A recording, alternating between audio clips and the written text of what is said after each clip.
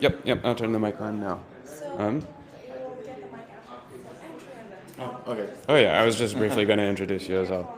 Okay, yeah, I won't pull the laptop off.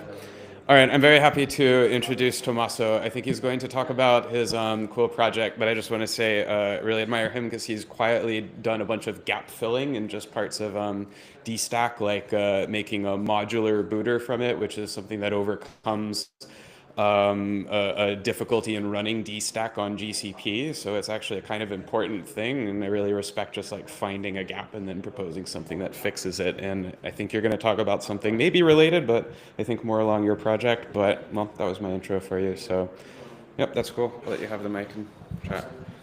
Thank you, Andrew. Yeah, so I'm going to talk about distributing teas, and there's a piece, I guess, that's missing from the slide, which is distributing teas and integrating cryptography for integrity.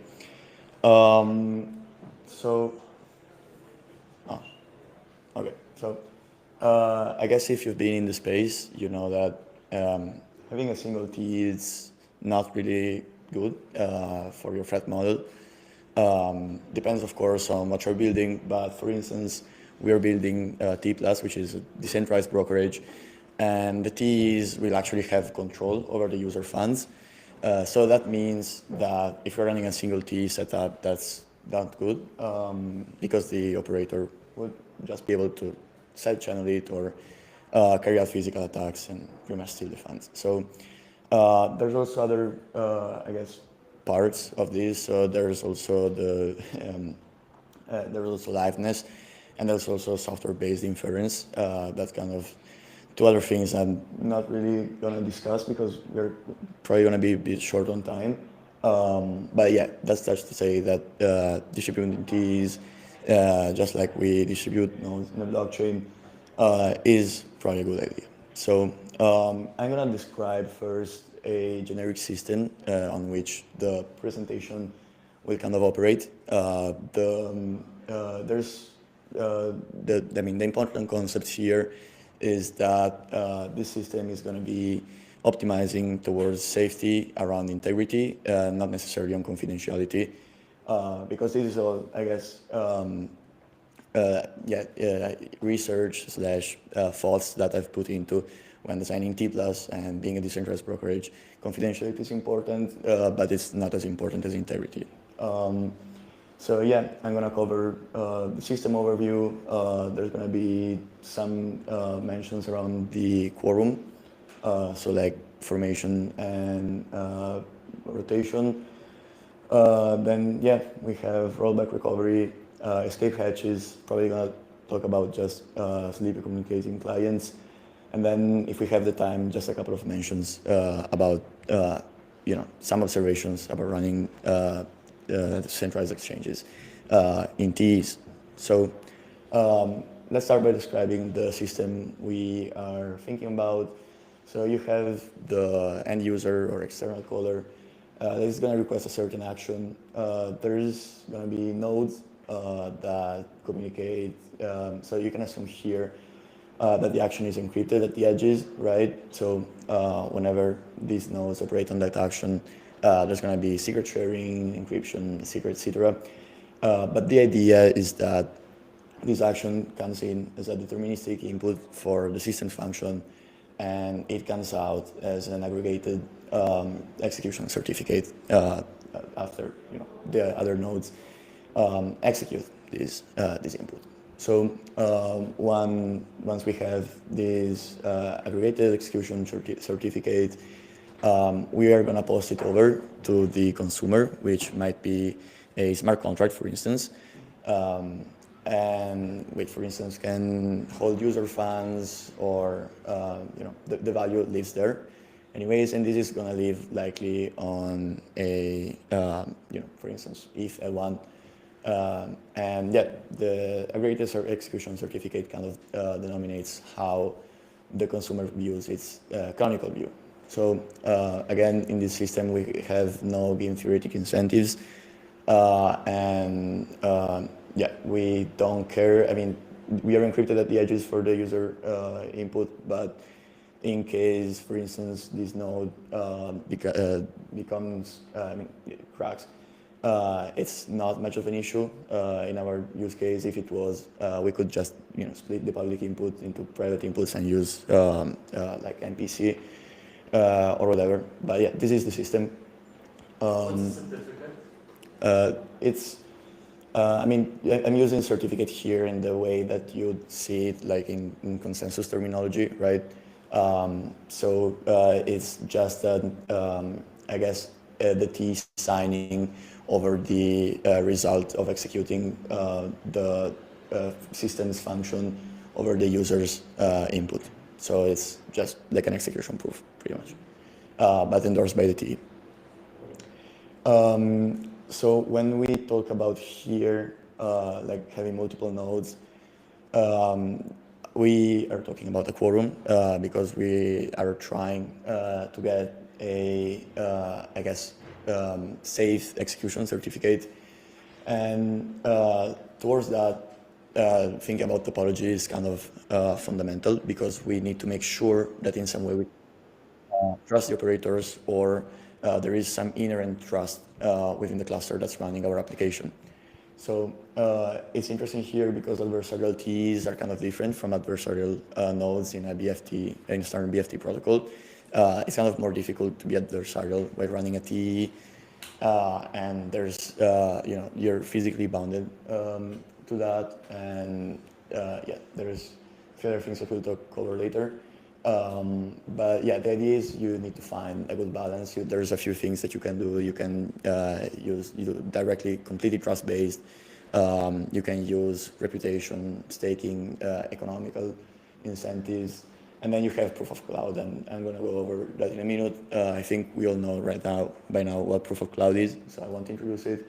But yeah, this is an example, which is a very interesting way, I think, of defining quorum topology in a way that's kind of, it gives enough trust, in my opinion. So we start with a trusted slice of nodes that's defined by the consumer, which might be like the smart contract. These may be trusted operators, the protocols developer, or other entities. It's kind of similar to proof of agreement, I guess, in the beginning. Then each of these nodes, they can vote and can sign over other TEEs that must be run with proof of cloud attestations. So you can imagine that each trusted node, each trusted node of the proof of agreement specifies a set of nodes of TEEs that they trusted, but these TEEs must be run in, tier 3 or tier 4 data centers, so that you get some guarantees about the security that's going on where these are hosted. And then given the execution certificate of the quorum, you can define two thresholds. So the threshold for how many DCA nodes need to have signed for the certificate to be valid, and how many, trusted nodes from the initial proof of agreement need to sign for that certificate to be valid, right? And it's interesting because there might be like additional rules that you can add to make this even safer. For instance, one thing I really like, and it's kind of borrowed from federated Byzantine agreements, is that you can set up a scoring system around how how a single node will impact the threshold that we're striving for by intercepting the trust from the various nodes in the initial proof agreement set. So the most, for instance, a certain TEE that's running DCA is trusted by the other members of proof agreement, the higher the score it will have on the multi-signature. You can also force, since at the end of the day, proof of cloud is like proof of location, you can also force the quorum verification process to make sure that these nodes are distributed across different providers and different legislatory regions. And yeah, there's probably other interesting rules that you can add. But you know, I like to play around with this to like form a safe quorum. I think I published an article like a week ago about this. That is also kind of interesting if you're like this. What's this intersection again? Yeah, this is so like this is the quorum that every local node. You remember like the initial nodes in the proof of cloud cluster, proof of agreement cluster. Yeah, they can all define their own local quorum of TEEs that they trust that are not part of the initial proof of agreement. If you make an intersection between these trusted nodes across the initial like proof of agreement nodes, there may be some TEEs that are more trusted than others because they are trusted by more multiple of the initial like proof of agreement set. It's good. Yeah. But wouldn't that decrease the trust? It sounds like it's a cluster. It depends. So it all depends on the amount of nodes, and that's why you have thresholds, right? So we have to meet that threshold. But in theory, if there's more trusted operators that trust a single operator, then that single operator's trust would be higher, right? For instance, in FPA, the way it works is like you construct the quorum intersection, which you need to make sure that you don't get conflicting certificates.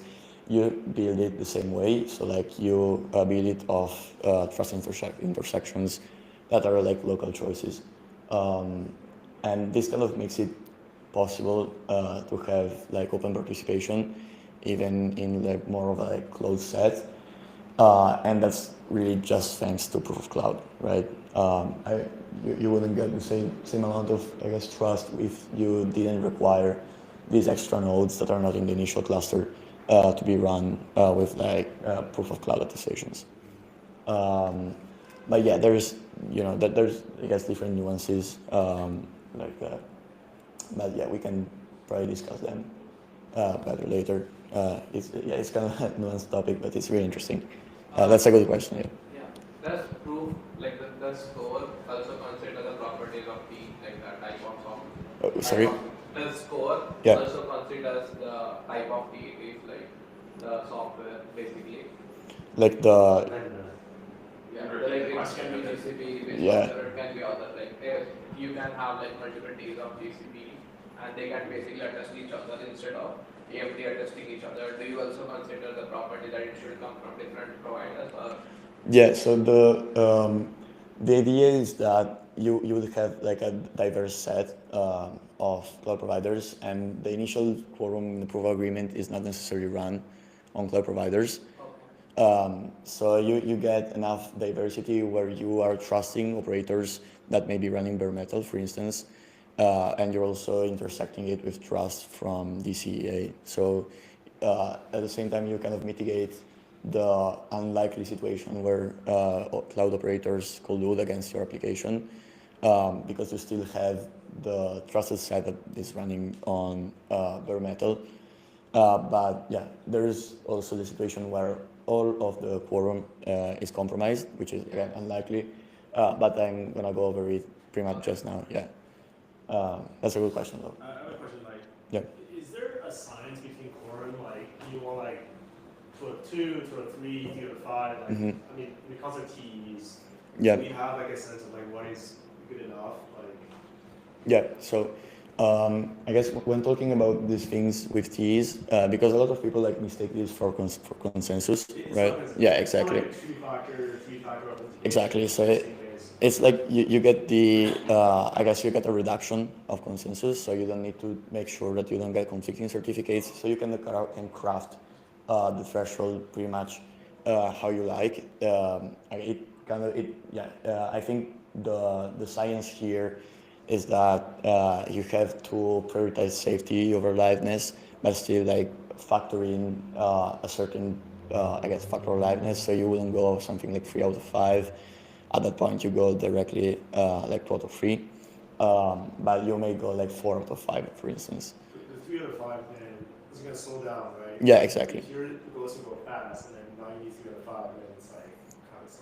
Yeah, I mean that depends on the system. Like for instance, in TEE+, it's more of a, I guess, leader-based system where the critical path is just on one TE, and then we save checkpoints, and checkpoints are like actually, where is it? Oh, if you look at the diagram here, the multi-signature needs to operate on the canonical state, right? That gets pushed on chain practically, but all the in between the execution certificates, it can be just on a single machine, right?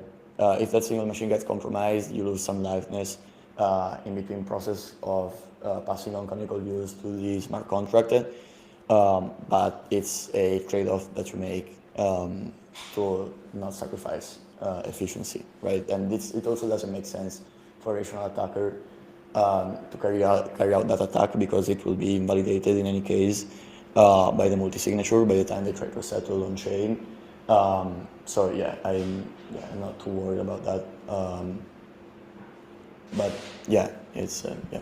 And in the quorum network, the canonical one, Mm-hmm. why actually not lean on consensus? Yeah, so the idea is that when...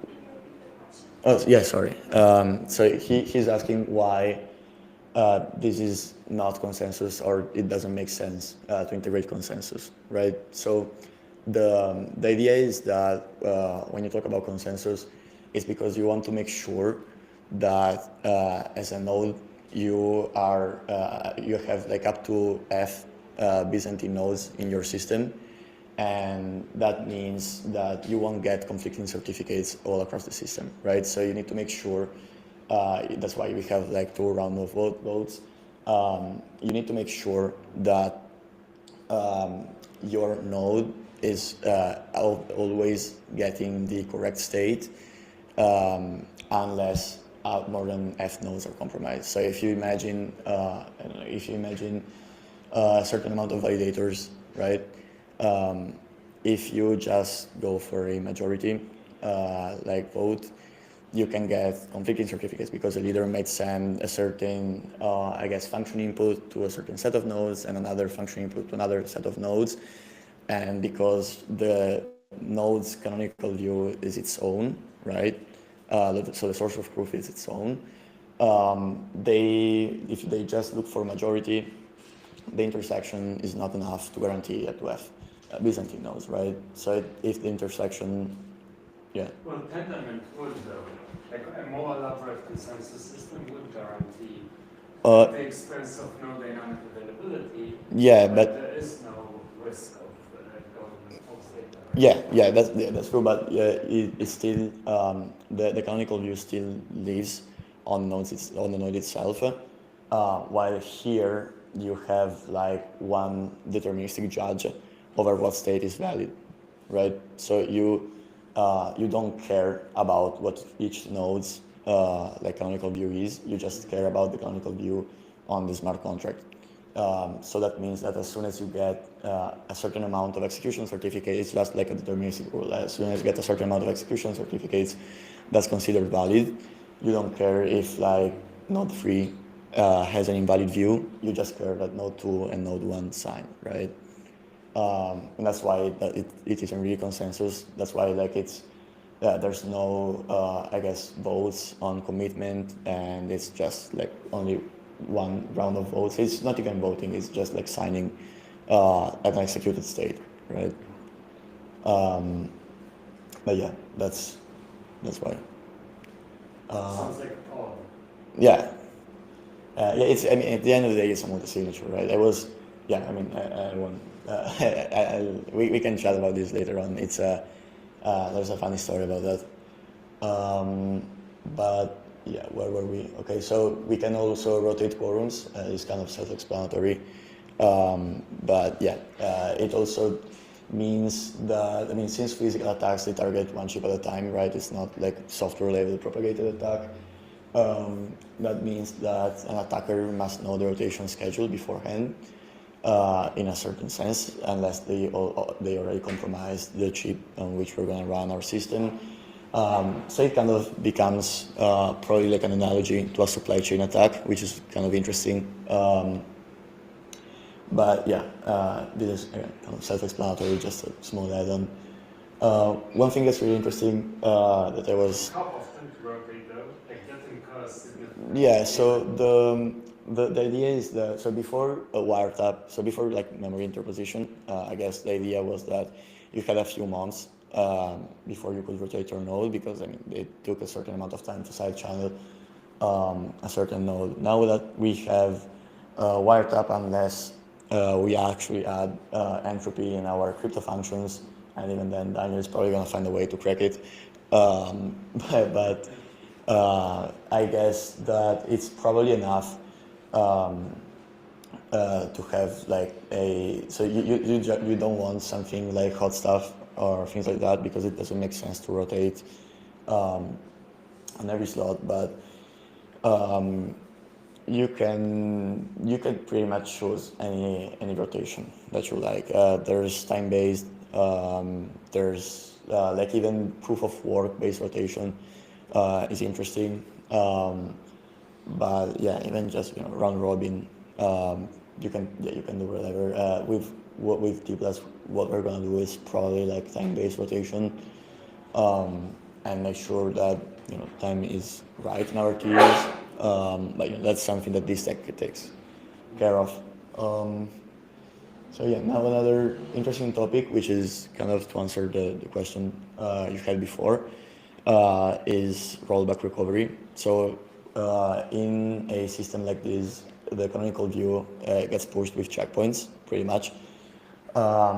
And you may have different, so like the idea is that if your whole system goes down, because TEE system will generally have lower node counts, if your whole system goes down, you have critical state loss, which is something that you want. For instance, as an exchange, we don't want our users' fund and like all of their positions to be lost. That would be critical. So we need a way to recover from a full system shutdown, right? There's two different levels, I guess, of state that needs to be recovered. There is fully confidential state, and there's state that is nice to have encrypted when you're running the application, but it's not necessarily critical to be disclosed even after a certain time. For instance, for a centralized exchange, disclosing user balances may not be as critical as for example, a confidential AI protocol, for instance, right? So I'm gonna focus on this one because it's the one that we talk about, and if you see the presentation, I am also not using MCP. Like a confidentiality is kind of left back in the system for now, at least. So yeah, I'm gonna talk about a very simple, I guess, rollback recovery mechanism, but it's kind of elegant and works well for our use case. So generally, you don't want to disclose confidential state. You don't want to disclose the user orders and stuff like that. But in the worst case scenario, it's not directly critical to safety. That's the theory. The way it's going to work is basically you have these checkpoints that are endorsed by the quorum, and at that point they become part of the canonical view. These, like the nodes within the quorum, they will encrypt the checkpoints also to a certain committee that is not a trusted execution environment. Is just, trusted parties or like, operators, part of a committee.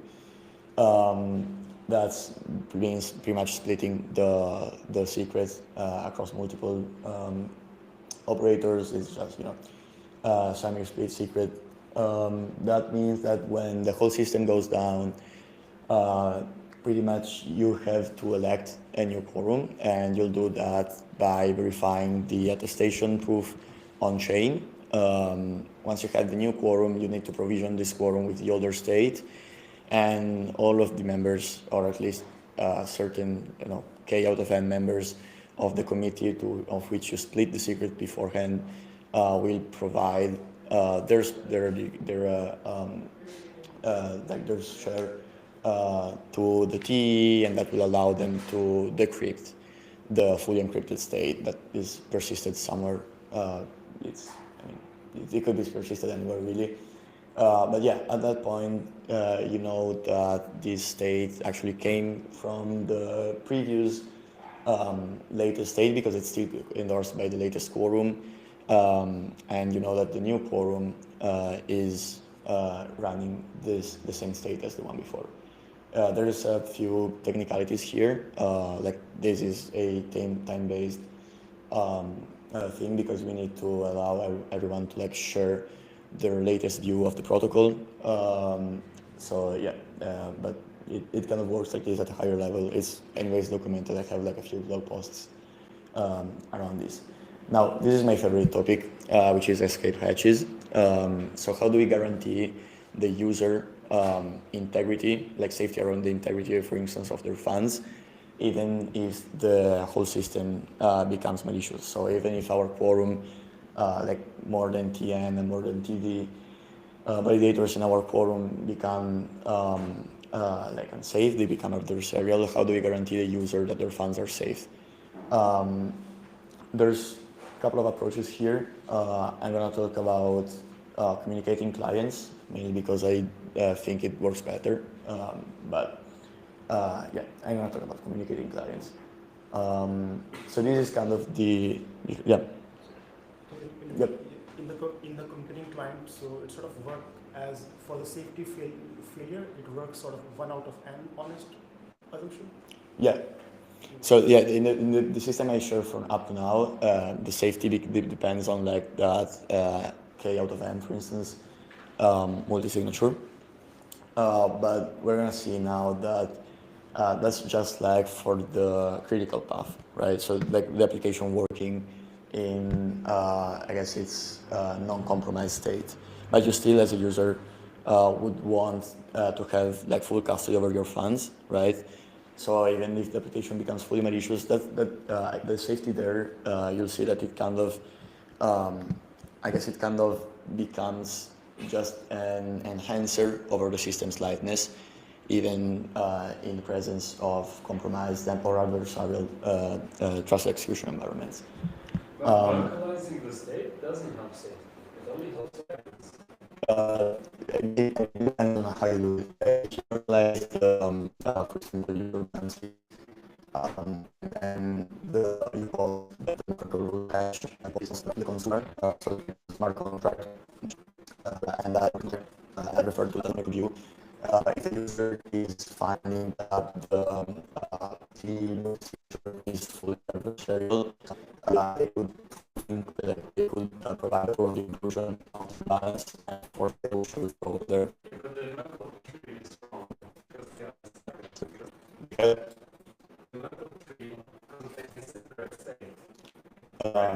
Yeah. So it's not helpful.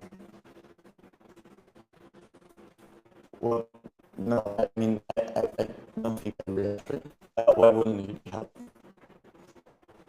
Well, it's only helpful if you can presentation.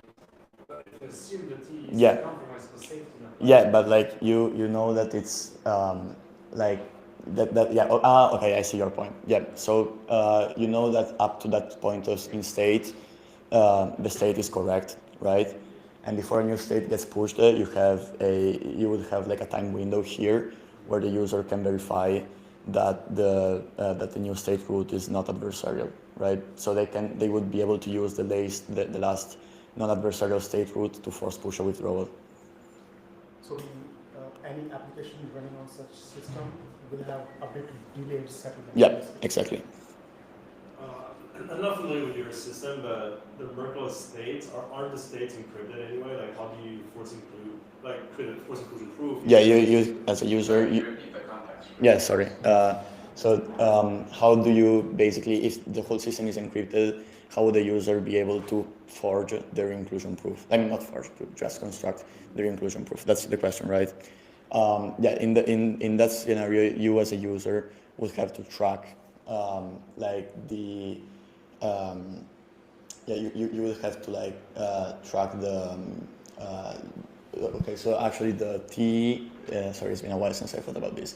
The TEE system will have to provide each user with their siblings' leaves to compute it. You won't have a TE to provide that. Or a safety issue. You'll have the TE provided beforehand. So like as it constructs a new state, before that state becomes canonical, it will share with the user the root and like the leaves to calculate the inclusion proof within that root. So you export out the leaves for the user ahead of time. Yeah. So before that's exactly that's before. And communicating kind of like what understand. So basically, it's like having a separate TE backup that can take over and help you escape. No, communicating client is like clients. I mean, the users running clients that actually interact with the protocol and are functional to the protocol, but don't actually have a say in the consensus of that protocol. So they join the consensus. You get the I guess you get the inputs of consensus, but you don't get a vote, right? So you persist, for instance, the state and operate as a standard node, but you don't get, for instance, a vote. This is not consensus, but you don't get a vote in the multi-signature, right? Because you're not part of the quorum. The confidential part of the state. It is with the confidential part of the state because it will still be run within a trusted execution environment, but it's going to be run by the user, for instance, right? So yeah, communicating clients, users run their own clients and they run it within TE. And yeah, I'm actually going to describe this better here. Then we are in the secret network territory. Like You enter? Our secret network, like our confidentiality is the flaw. Exactly. The weakest, Exactly. Yeah. That's kind of implicit by this system. If you didn't want that to happen, you'll have to employ MPC, for instance, or FHE. But that's out of scope for this system. Like we're just wanting to guarantee integrity. So let's look at how the communicating clients approach will work. So we have our own, for instance here, 2 out of 3 multi-signature that commits to canonical view. And then you can assume that this multi-signature becomes adversarial, so it's trying to push an invalid canonical view, right? Again, there's a slight delay here because the user is also running a trusted execution environment. So the user here, I mean, like an operator that holds the secret keys for a set of users in the most like trustless setup possible. This is going to be just one key in the user set, which is the user's key, or you can potentially have services that the user trusts in a way more than the service itself to hold their secret key and to make sure that they don't get pretty much their funds stolen. So this client is running trusted hardware, and we're going to see in a minute why. But basically, before the canonical view gets committed, the user client would be able to detect the state commit because it's public, right? And sign like a revert action with the user's secret key and the TE endorsed key as well. And then that would revert the invalid state for that user or allow them to withdraw, to do a forced withdrawal. Why do we want this to be running a trusted hardware? The idea is, of course, you get some confidentiality, but you may be able to get away confidentiality even running outside of the trusted hardware if you're just working with your own user. But the main reason why we use trusted hardware here is because we don't want to degrade the system's liveness too much. Because of course, like a forced withdrawal is not, it's like part of a fully adversarial system. So like there may be some effects on liveness that the system kind of goes by, because at that point the system is fully adversarial, but it's not part of the standard path, right? It may cause issues, for instance, in the margin system, etc. So if you run this in trusted hardware, it becomes much less trivial for a user to like force push, for instance, a withdrawal that may not be a result of an adversarial quorum. And so yeah, it kind of game theoretically, it deters the attack because you'll just be able to like degrade the system's liveness while actually attacking a TEE chip that should not be easy. Like it should be not be feasible within the quorum topology that we explored beforehand. So yeah, this kind of is more like a peer-to-peer approach, I guess you could say. You may even want, you could actually embed the peer-to-peer and the things like proactively, so only accept withdrawals from users that are running like these clients, so the user has to sign over that state as well. But yeah, we don't want a system where every user needs to run trusted hardware because it's not necessarily like good user experience. Because I think we're very well beyond time. If anyone has like any questions, or I mean, you can close up right now, or I can do a couple of more interesting, I guess, affirmations about running. One interesting thing. Yeah, one interesting thing here. I think so I think the most interesting thing right here is like architecting information flow. So if you think about just slapping a TEE on a centralized limit order book or like a full centralized exchange, because we're actually running like OMS, clearing engine, order books, and like a full centralized exchange infrastructure. If you just slap it on a TEE, you may potentially even get just a worse product than a centralized exchange. You have like some added overhead and not necessarily the correct safety assumptions. But if you actually architect the information flow in a way that it makes sense, you can get away with like adjacent, I guess, speed to a standard hardware while actually reinforcing confidentiality and integrity in the system that you're building. For instance, the way TEE+ is architected, the order book may not even run within the TEE, and the way it would work, we would just be encrypting for example, rather than encrypting, masking the address that's placing the orders in the matching engine, so they get matched outside of the TEE, and that's kind of like the most, like the part that needs to be the most efficient. You have lots of operations going on down there. But then when you talk about checking margin, for instance, or checking inventory, that would go within the TEE, and so yeah, you'll basically be able to run like the, I guess, critical path in terms of efficiency outside of the TEE, but the critical parts in terms of safety within and potentially confidentiality within the TEE. And with TEE+, one thing, so my team doesn't kill me. So I mentioned one really cool thing about TEE+ explicitly is that we have a very modular architecture. So the clearing engine can be potentially split across different order books that plug in that liquidity source. So you could have a system where an order book is run within the TEE that may give you a slightly more guarantees around confidentiality and I guess order placement ordering. But you can also have within the same clearing engine, within the same, I guess, inventories, TEE that doesn't run in a TEE, like an order book that doesn't run in a TEE. Yep. Yeah, when you said masking and pulling the liquidity from other order books, it simply means that if someone does a deposit on chain and if you don't have the liquidity or the deep liquidity, you can just mask the address or pretend that the address is someone else and pull the liquidity for that particular address and then... No, so I guess semantically pulling liquidities... Yeah, it's... You're pretty much just basically asking what I mean by pulling liquidity when I say like pulling liquidity from the order book, right?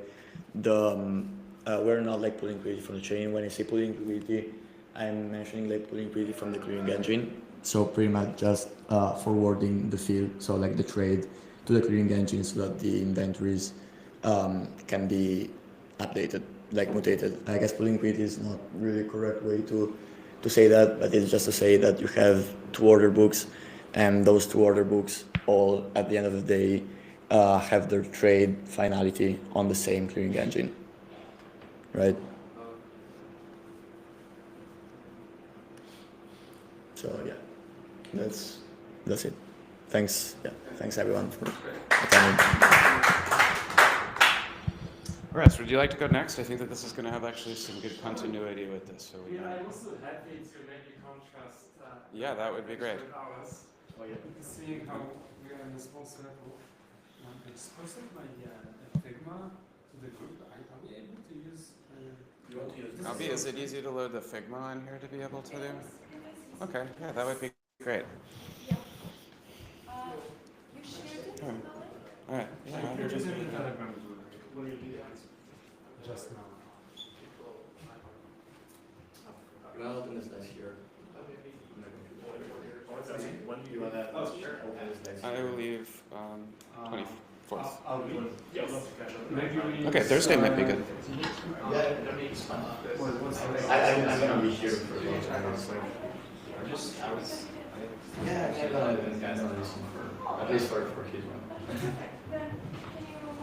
Are you able to open the program?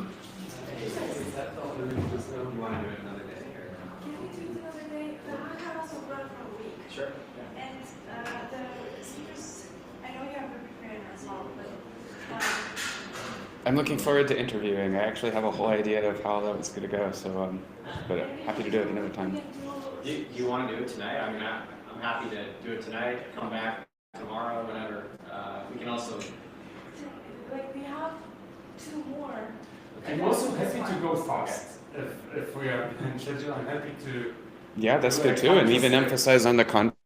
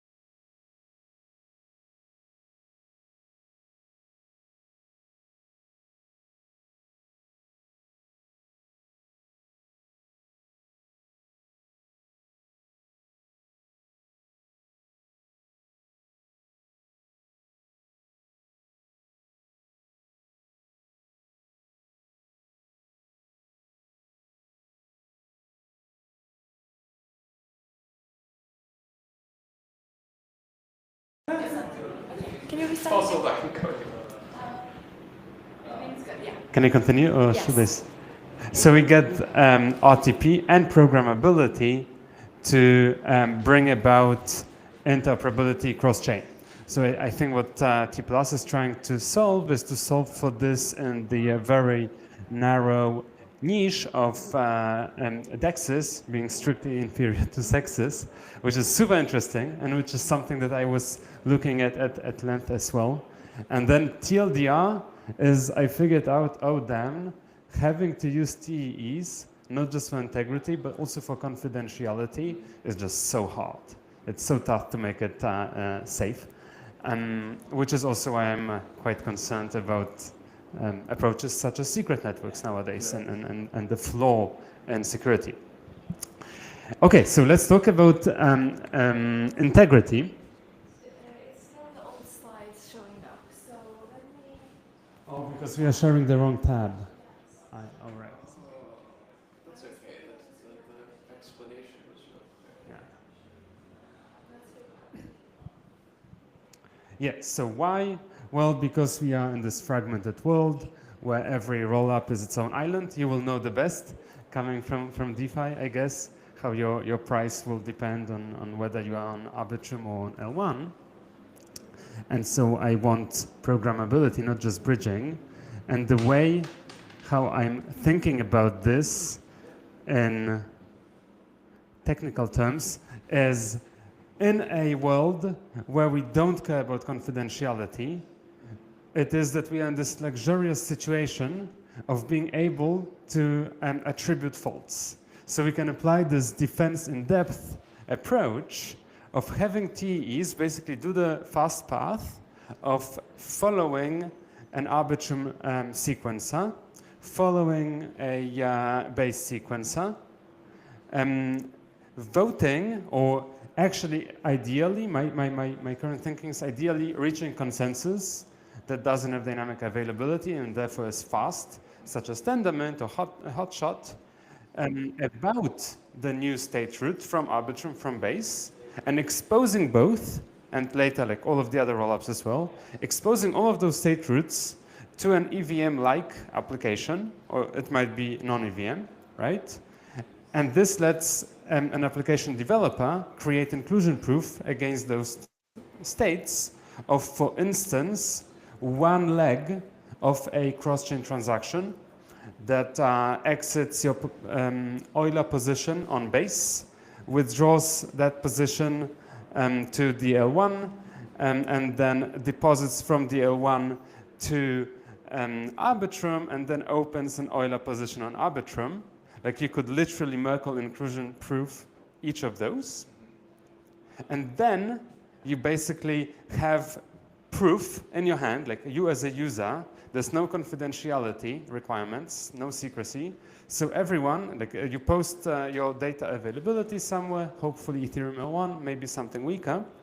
And so you end up with this history of Andrew's TEE said yes on this tuple of different state roots 17 minutes ago that anyone can use in the future to prove that Andrew's TEE voted on something that never ended up materializing as per the canonical bridge on the L1, which is the ultimate source of truth, but which takes 7 days to become finalized. And so then with this proof in hand, are you able to penalize Andrew? Now, how do you penalize Andrew? Well, you require him to post a stake. But posting a stake is annoying because it creates capital inefficiency. And you also, even if you do something like restaking, you are stuck in this dilemma. What if I require every TEE operator to post some stake, and then maybe I have a Tendermint style Byzantine fault tolerant consensus engine that maybe grants me crypto economic security of, let's say, 2/3 of the stake. Now, what if I'm successful? What if I want this system to be able to secure a movement of funds in the order of magnitude of Arbitrum and base TVL? Right? At some point, it will just not be economically viable to have billions in stake. And so another consequence of not doing confidentiality and having this attributability of slashable offenses is that you can count the risk that, like the maximum loss that could occur. So for instance, the value that was transferred between Arbitrum and base, and then every now and then could you say, hey, this is growing too, like this is becoming too much for me to feel comfortable when contrasted with the stake that I know I can take away from the nodes as insurance. And so then you request something more trustworthy, such as a ZK proof. And once a ZK proof is submitted, are you able to reset your effective value at risk counter, which is basically an accumulator of the in-flight, like part of the TVL. sorry, like you use the TE. Oh, yeah. So like you use the TE for like I guess the critical path with a stake, or I mean not necessarily stake. Probably you need to finish that that is correct yet, but like with some level of economic security, and in the meantime you also prove with a ZK proof, and then whenever the ZK proof completes, you check with whether the TE, I guess the TE resolution was correct or not, right? Yeah, good catch. So there's a lot of nuance here that's hidden. So one catch, how do you even prove that there's an offense, right? That's a non-trivial, highly non-trivial task, which we see by the extent of fraud-proof systems. I am indeed assuming that we are able to contrast a ZKP with what the TE is attested to in terms of their consensus. However, there's also the issue, if you do it naively, and you basically have your TVL, like let's say 1 million, and then it's 2 million, and then 3. And as you approach your crypto economic security budget, let's say 10 million, if you then stop finalizing and request a ZKP, this ZKP would need to include all of those state transition functions for all of those rollups for all this time. So that's going to take days to produce and cost a lot. So my thinking is, hey, how about we run this dynamic system where the gas of transacting on T1, on this like meta layer, is actually constructed such that the more there is in terms of value at risk, the higher an optional ZKP provision reward is getting collected into from the fees, so that anyone can step in and say, okay, now I have some spare GPU capacity. I'll just prove a couple of state transitions for T1, and they can submit it voluntarily without T1 ever slowing down finalizing. But this would let T1 reset the value at risk for those blocks, right? And only if there is a situation where there's a single moment in time when a huge value transfer is requested that maybe in absolute terms might exceed the whole stake, would you need to actually stop finalizing if you don't want to sacrifice safety. So it's a bit akin to like the dynamic availability versus finality dilemma that Ethereum faces.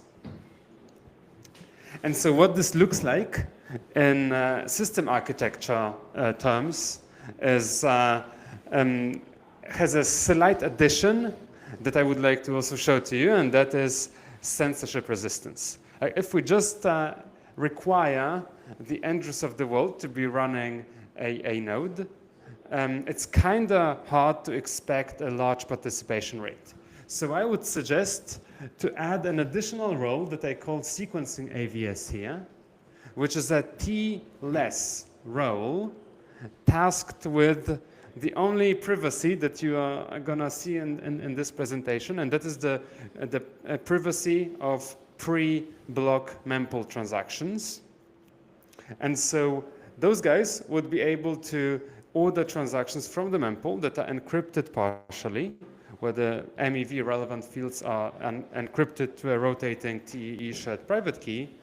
And those would then, around some consensus, again, thinking something like Tendermint, something fast and not dynamically available probably, and pass that on to the TEE role, which I call execution AVS over here, who then would only be able to decrypt and execute in that predefined order. They would not be able to change the order. And so on top of this, we have this bespoke ZKP system, which basically is supposed to encapsulate this like progressive incentivization of a voluntary ZKP submission from basically outside the network. It could be by anyone.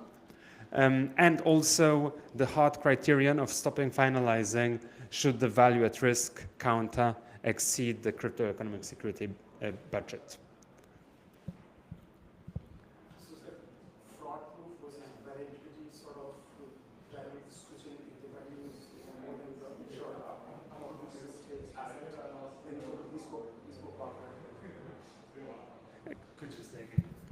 Yeah, so it's like fraud proof versus validity in the sense that if the underlying insured asset value is less than the transaction that you're making, then it should go through the bespoke ZKP, right?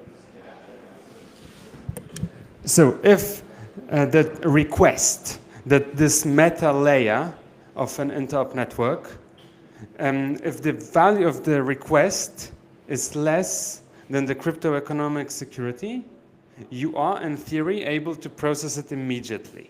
Because you know, if all of the TEs collude, like if the quorum of the TEs collude and sign off on something wrong, you will indeed, for some time, have posted an invalid state root, which is I was grilling TDEV a bit about those, because I know like if you post this, I call them T1 try roots. So these are different tries of states of different rollups, for instance. If you post an invalid one, because the TEs are fast and they are all broken and they reach consensus on invalid states of arbitrum and optimism and base, where the attacker is able to get money out of the system and get it on DL1, this would be possible.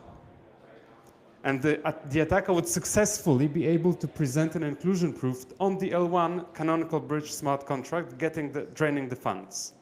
However, a couple of hours later, would I, as a neutral observer, be able to provide a zero knowledge proof showing that the TEs attested to something they should never have, and therefore get their stake slashed and receive, like basically redirect the funds to where the funds are missing, plus give some reward to the guy who provided the ZKP and whatnot. Does it have to be like ZK proof, or it could be just Yeah. Could be anything. So if you don't care about speed that much, you could indeed even lean on an optimistic system. But I kind of expect ZKP to be more viable here in the long term. You're making the assumption that the external observer is going to redirect, I mean, or actually the funds are directly going to be redirected to the protocol, or is it, yeah, they are not to external observer, right? Yes, so another good caveat, good nuance. If you go into EigenLayer and look at AVSs, this exactly, like if you look at all AVSs, the sum of uniquely slashable stake equates to $0. this slashing is not live. Like real slashing, which means not burning, but actually redirecting token to the victim. Right? This is the idea for the long term, but it's actually quite hard to do. Symbiotic is doing a bit better on that front. They have like this basically whitelisting entity, like I think they call it Vault or something or, similar. And you can do that, but you need to, it's not a permissionless system. You need to get whitelisted basically. So basically, sorry, in the case you have an irrational attacker, you basically just get liveness degraded until the ZK proof catches up, right? Yeah, exactly. That's really smart, yeah. Exactly, and that is why it's actually, I think, kind of a sine qua non criterion to have this non-on-demand, to have this like periodic ZKP checkpointing thing, because it makes for this situation where you actually need a ZKP to proceed with finalizing, way less taxing, because you have way less gas to actually ZK prove in the first place. Periodic or conditional? Is it periodic or conditional? Yes, so there's both. This is what I mean by bespoke. So there's one system which is periodic, like ZK checkpointing, which is optional. Anyone can submit ZK proof for some amount of T1 blocks that include the base blocks and scroll blocks and arbitrum blocks. And it could be aggregate ZK proofs. Like this is the hope. There's more ZK rollups, and then you can aggregate ZK proofs that in the meantime they ended up submitting to the L1 anyway, or to AG layer, or to aligned layer, or something like that. And then there's also the on-demand, the on-demand ZKP that would actually let the system finalized only once it's submitted. Why? Because the system detected that its crypto economic security isn't enough to warrant finalizing a very certain high value state transition. So it's a combination of both. What's the reward for pretty much staking? Because it's, I mean, if you want to have a functional system, you're going to need a lot of stake, right? Yeah, good third nuance. I think actually being able to sustainably generate or sustainably accrue and capture value in your system, such as though to be able to even pay for all of those AVSs, is not a trivial problem on its own. I kind of expect this to be viable in our case because of the very tangible value add that you create via allowing for interoperability among islands of liquidity, especially for the big chains such as Arbitrum, Base, Optimism, Linea. Like there's actually very significant DeFi potential where a cross-chain application seems like it would be very clearly incentivized to pay for this extra cost of transacting on T1 block space rather than the local chain block space, because it would be getting something. We actually ran some numbers, like backtesting numbers for one use case, which is optimizing yield sources across chains. And we ended up with this analysis. These are 3 chains where you ape in with your 10K USDC into the same protocol. I think it's Aave in this case. And this is the yield you get if you stay. This is the yield you get if you're able to bridge between the different chains. And even at a short, on short notice, you get like up to 30% higher yield. And there's a big volatility, right? Like, in this period, Base was particularly suboptimal to have kept your funds. But there's a very tangible monetary incentive to be able to leverage interoperability primitives. So this is why I hope to be able to capture the value from, to redistribute it to people who are participating in the roles. Did you launch this as a product? So we just 3 days ago, we actually launched a very rudimentary version of this, which is we call it a cross-chain read primitive between Base and Arbitrum, where anyone is able to request, being say on Base, to have T1 bring some fact from Arbitrum, some read-only piece of data into the home chain. And so what is happening under the hood is like a kind of simplified version of what I described, reading the other chain's sequencer and creating some proof of that reads output and putting it on your home chain.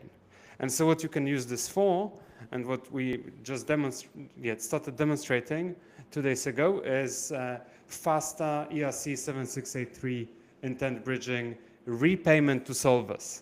So to the user, it looked like a bridge using this system looks the same, but the solver under the hood is able to get the capital back in like 60 times shorter a time, because the escrow keeping funds from the user safe until the solver is able to convince the escrow that the solver had actually filled on the other chain, is able to be convinced way faster if T1 brings the fact about the fill having happened on the foreign chain to your home chain in 1 minute. Versus say for across, it's 60 minutes or so on average, like an optimistic model. And so this results in way tighter quotes. So you can actually take it for a spin yourself. beta.t1protocol.com is the URL. Any more questions? Cool. Thank you so much, guys. And thank you for having me. Owen, you up to talk next? You up to talk next? Yeah, sure. That'd be awesome.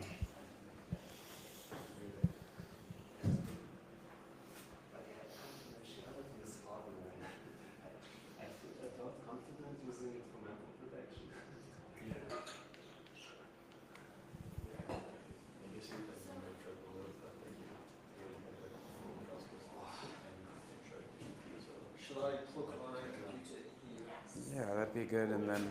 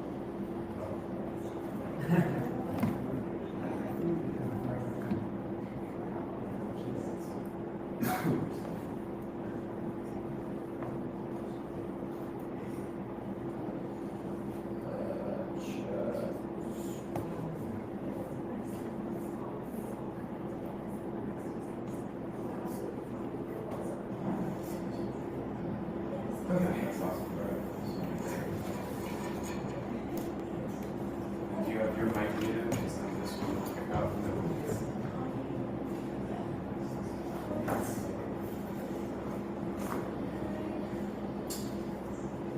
Entire screen, not pretty news.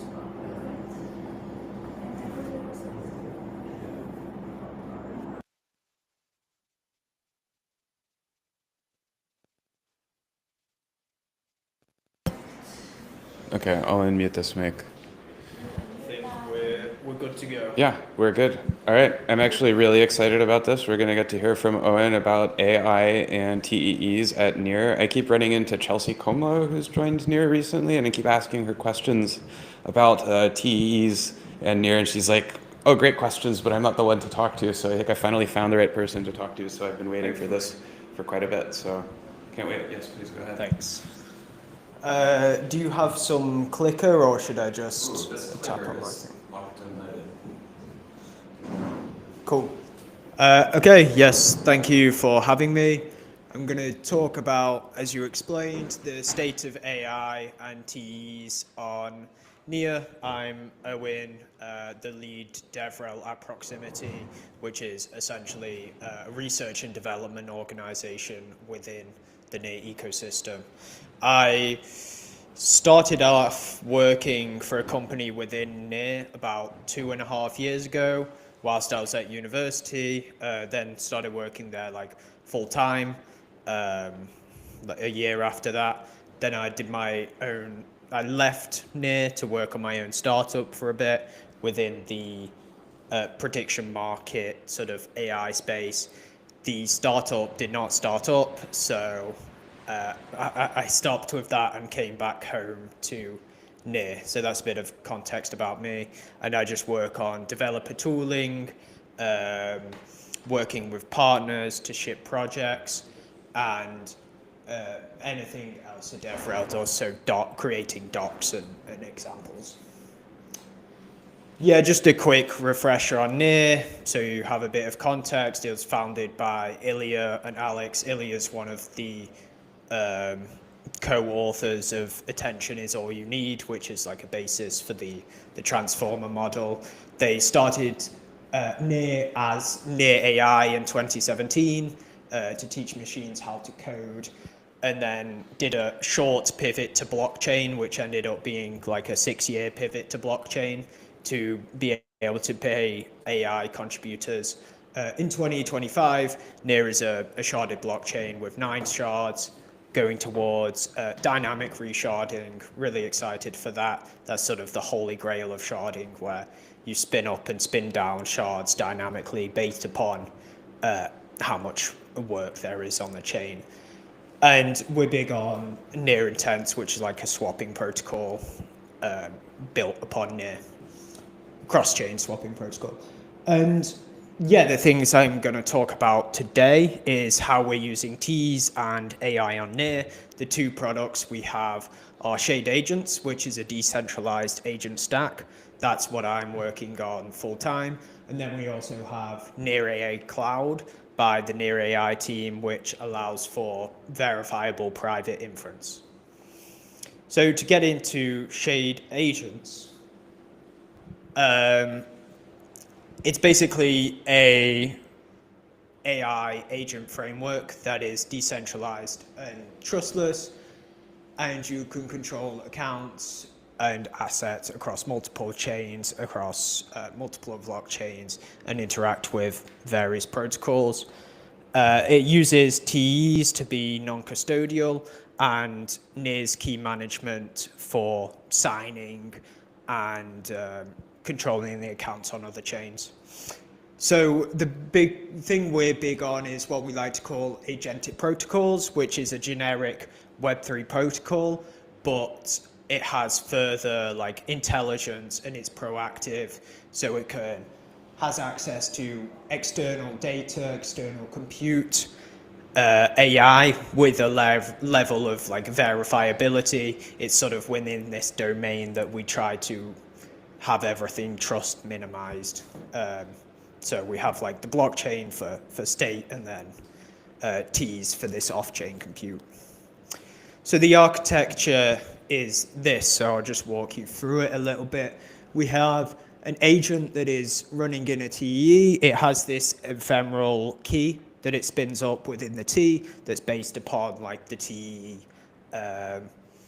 TEE hardware entropy and some entropy from like the JS crypto module.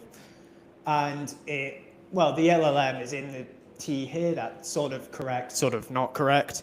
It's running in another TEE, a GPU TEE elsewhere, but it's basically running within the TEE here. And it has some logic running in there. And this agent has access to external APIs and data, like I said. And there's another part to the agent. The like Shade Agent tech is a combination of the agent here that's running in the TEE and the agent contract, which is a smart contract that lives on the NEAR blockchain. So when this agent spins up within the TEE, the first thing it does is registers within the NEAR contract, and it provides the code hash for like what code it's running and the TEE attestation, and the contract checks, is this a valid attestation and is it running the correct code hash as defined by the protocol owner, which is normally like a multi-sig that can update the code hash and the code that's running in the TEE. And once it's registered, it can use this function called request signature, which can take basically like any arbitrary payload, whether that be like an Ethereum transaction, a Solana transaction, Sui transaction, whatever, and that will sign the transaction payload, and then that's returned to the agent, and you can do some cross-chain action. And the cool thing about this stack is that we say it's like decentralized, and because if this agent goes offline, then another agent running like the same code within a TEE can equally just register within the contract and pick up where the last agent took off, and it still remains having the same accounts and the same state and the same assets associated, because the accounts are all tied to the contract, not to the agent itself. And there's some really interesting discussion here around like I can't remember. I think it was the secret network team were talking about how they've moved their TEEs to being like permissioned, and that's something we're their nodes to being permissioned, and that's something we're thinking about a lot. Where do you just like anyone spin up an agent and register within this contract? Do you have just one agent registering in the contract and doing the actions? At the moment, we're just leaving this up to the developer as to what they want, and not sandboxing them into one approach. But I'd be interested to hear people's thoughts on this. I think the most interesting thing to this audience is how we're approaching key management. So there's been a lot of talk about like KMS today. Like a normal TEE, we just have this like ephemeral key that's derived within the TEE. And this key is used and only used to call the agent contract in which it's registered. It should not call any other contract on NEAR or on any other chain. So the state is related to the agent contract, and the agent can just shut down and nothing will really happen.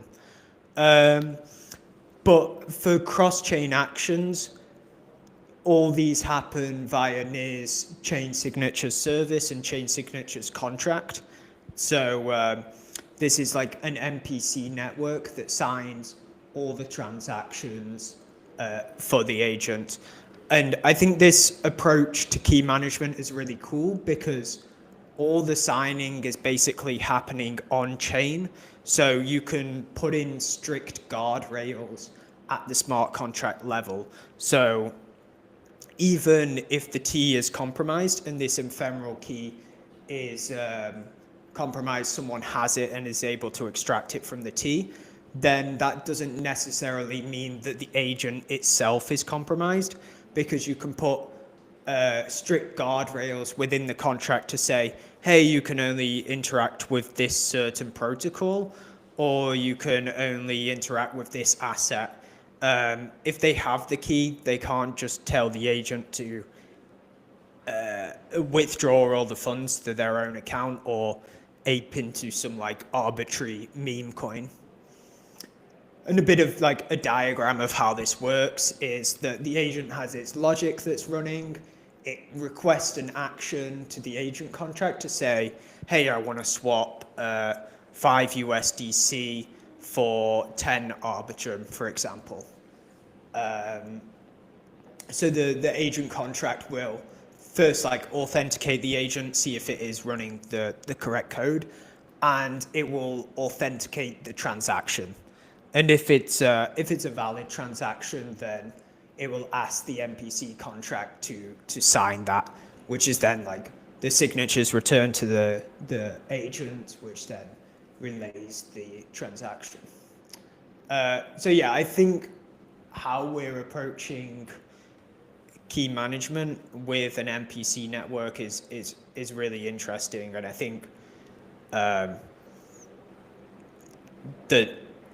it puts a lot less emphasis on the TEE for security and shifts it to the MPC network.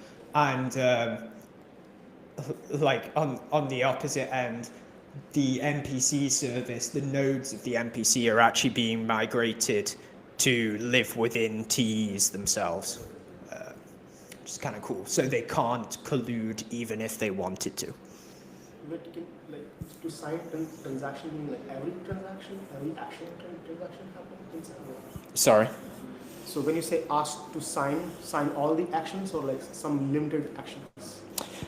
So it depends on your use case. So the agent contract will tend to have like a set list of actions that the agent can take, or you can just do this like this first approach in this request signature approach. It takes a payload and you can just shove in any arbitrary transaction in there and it won't do any checks and it'll just sign it.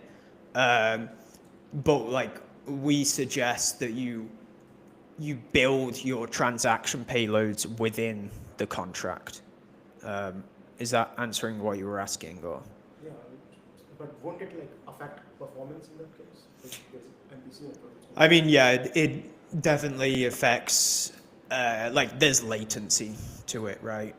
So to sign a transaction, it takes, I believe, 6 blocks, which is about 3 seconds to sign the transaction compared to like milliseconds just signing it with a private key. Just to check if I understand the trust model right, or a consequence of the trust model, I guess I want to dig into. So a single agent, yeah, I guess I should do that. It's a bit, I don't want to pull the computer Yeah, no, off. that's fair. Let me sit over here so it's easier to trade if we have to do this more. So if I understand it right, then the logic is processed in the TEE. So the MPC nodes deciding to sign or not, they decide based on seeing the TEE's output of having computed on this logic. So even a single TEE being, I guess, wrong and making a wrong claim about the logic, the MPC nodes would go ahead and sign it. Is that right? So this is not determined by like the MPC nodes, it's determined by like the agent contract. So you will like define what agents the you define what actions the agent can take within the contract, and then that will either accept or reject the action. And if it rejects it, it will just say like the contract will panic or return an error to the agent.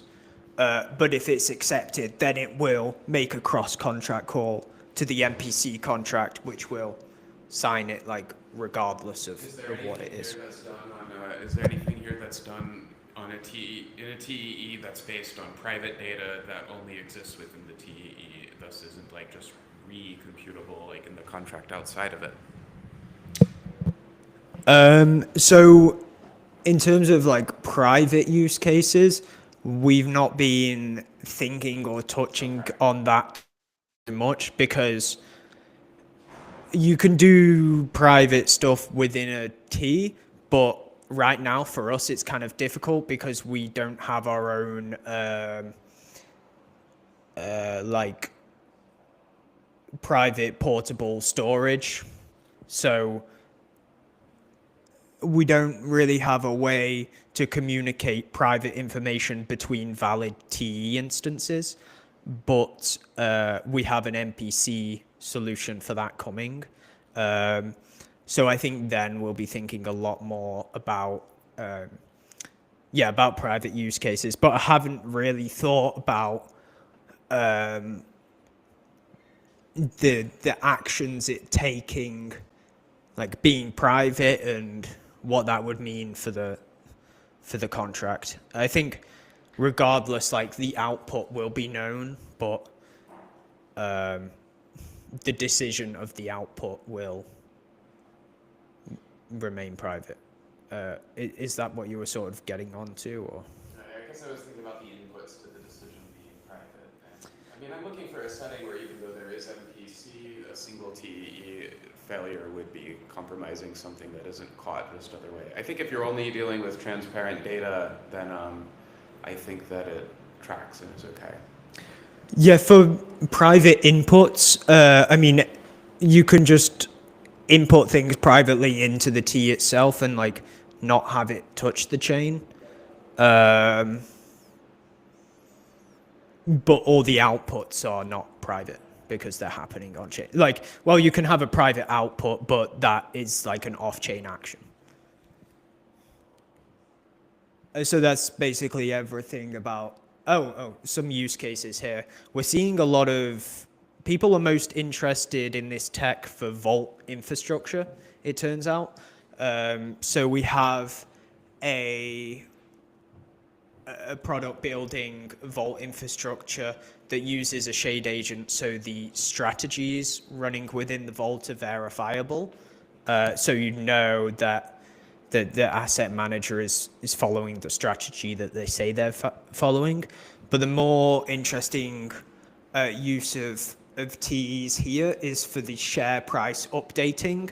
So for like cross-chain vaults, most of the share price tracking is just done like centralized because it's difficult to compute the share price verifiably across chains.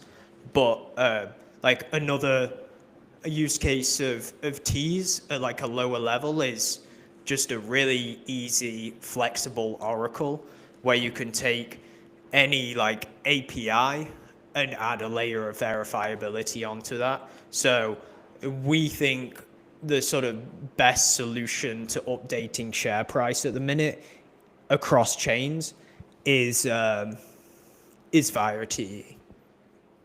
There was also this use case that we at Proximity put like 10K into, which is a treasury that trades on like Kaito Mindshare and shoves the Kaito Mindshare data into an LLM and see how it will trade.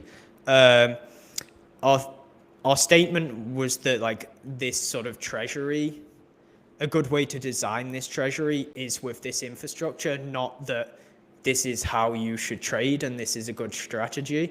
But it turns out this strategy actually worked quite well and it beat the market and we made profit on the 10K we put into that. Another interesting use case that a team has been creating is called Outlayer, which is this verifiable like off-chain compute service where you're like paying per job. So with like Fowler Cloud, which we use, you pay to run a server consistently, but they have a sort of serverless model where you queue jobs to run in the TEE.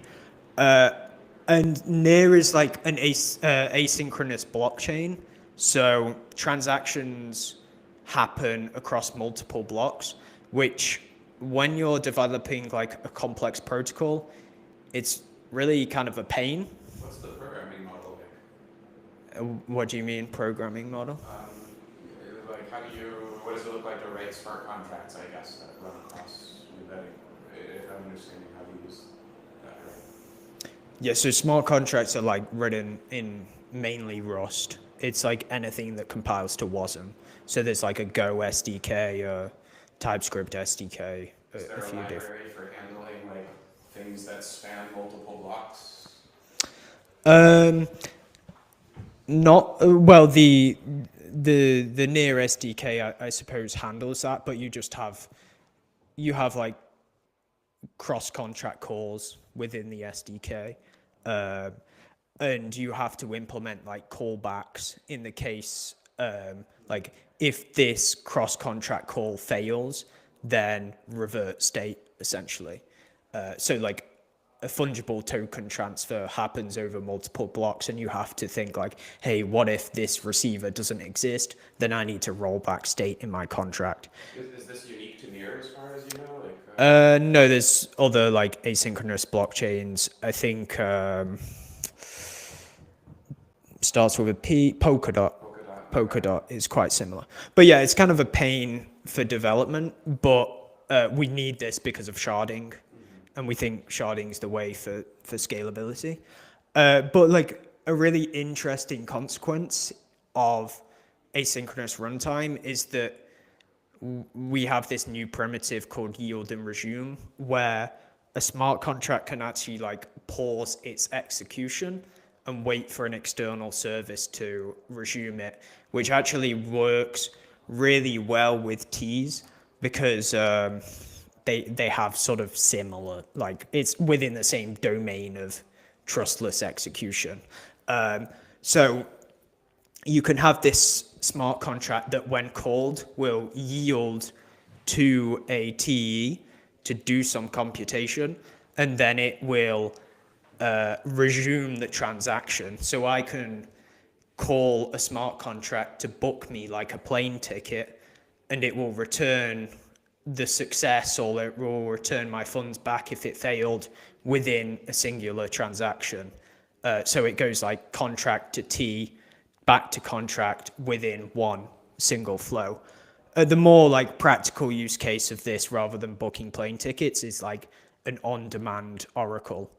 So like if a prediction market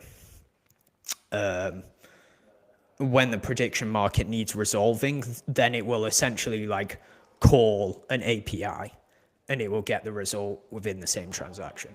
It's kind of cool. And yeah, like I said, the MPC nodes are being put in TEEs. And then on the AI side, I'll try and go through this a bit quicker. Basically, I think in this room, we all know why we need private AI. So I'll skip that slide.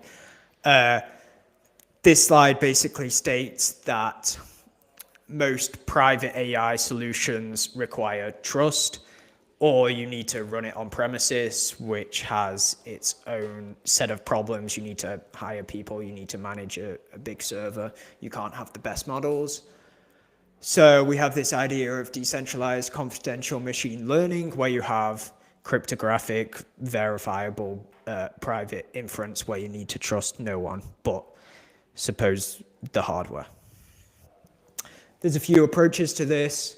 At this point in history within AI, we think that TEE is the best solution. I'm really bullish on ZK, but ZK is only really applicable for verifiable workloads at the minute. Well, verifiable workloads in general. To do private stuff with ZK, realistically, you need a TEE anyway. Don't give your data to a company. Keep it for yourself. So how does this work? The user essentially encrypts their data. They pass this to a CPU TEE, and the TEE has a connection with a GPU TEE, and the GPU TEE actually registers within the CPU TEE, and they have this messaging between them that is encrypted as well. And the user can call the TEE to do functions on the LLM, which is within the GPU. So yeah, it's basically all running within a TEE. And to verify like that this is running in a TEE, the user or the front end or the agent or whatever is using this verifiable private inference will request an attestation from both of the TEEs. So it gets a NVIDIA attestation, it gets an Intel attestation, one for the CPU, one for the GPU, and it will get a address for the model for like the TEE system. I think the address is for the CPU because the GPU verifies within the CPU. This address is like the public key as such for this ephemeral key within the TEE. And then the front end will verify the attestations for the NVIDIA and Intel. And then you need to verify each chat that happens from the user to the LLM. And you need to verify that it's actually coming from this TEE, so you know the response is valid. And you can verify that by you hash the request and the response body, and then you match that against the message, the signed message that the chat returns, and this is signed by the ephemeral key, and you can verify that with the address. So yeah, you just have this like verifiable private inference, which is pretty cool. And this is in private alpha, but you can try out our example interface at near.ai if you like, or you can use the endpoints by yourself. And so I'm going to talk quickly about the verifiable AI DAO, which is an example I created that is a combination of Shade Agents, the agent framework, and Near AI. So you have an application, like an AI agent that is decentralized and verifiable throughout the whole stack. The DAO basically makes decisions on proposals that's submitted to it via AI. Yeah, like I say, it's verifiable throughout the whole stack, so you have like transparent, autonomous governance. And the flow goes like this. The user creates a proposal, which is sent to the agent contract, which we talked about before. This agent contract basically just verifies valid agents that will be able to return a response to it, and it stores proposals. The agent will then index the proposal and the manifesto the DAO uses to vote. And once it has the proposals and the manifesto, it will call Near AI to say, hey, vote on this proposal according to this manifesto, and that will be returned, that decision will be returned to the agent. It returns like, yes, I agree with this proposal, or no, I don't agree with the proposal, and reasoning for that decision. The agent then actually like hashes the manifesto and the proposal and sends it back to the contract so it can verify it was actually like voting on the correct proposal. And yeah, it will submit the proposal ID and the decision it made back to the agent contract that checks this is a valid agent, so it's following this AI DAO process, and it will update the proposal accordingly. And there's some links. I'll just quickly go into it to show you what it looks like, this example.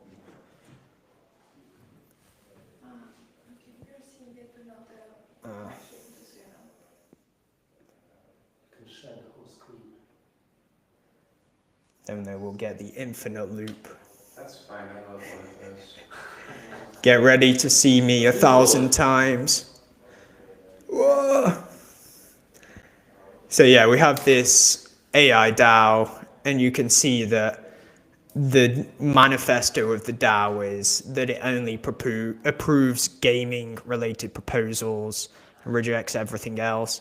So this is one I submitted earlier. There was Ben, yes, no, ha ha ha. And it rejected that one because it was meaningless nonsense. But we can create a proposal here. Let's say TEE.salon, Buenos Aires. Gaming. It's not going to end tonight. We're continuing. Yeah, I'm just... I can't type that with one hand. T's in BA. T's in BA should run gaming projects.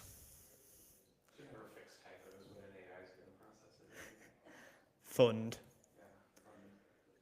It will definitely approve this because it has the word gaming within it. Clearly gaming related. Yeah. So it's called the smart contract, and now it's just waiting for the DAO, for the AI agent and for the inference to respond. And yes, it was indeed approved. And it gives its reasoning for why it's approved. And if you want, you can look more into the source code. It's pretty interesting. Here's the agent. It essentially just loops on itself to check if the agent is registered. Once the agent is registered, it will start this responder service that indexes proposals. If it finds a proposal that's waiting, it will get the manifesto as well. Then it will call this AI vote function that does some inference with Near AI. And then it will just respond back to the contract. And within the Near contract here, this is the entry point.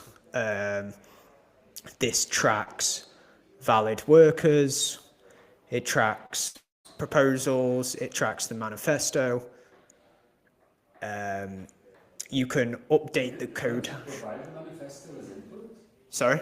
I thought the manifesto was an input.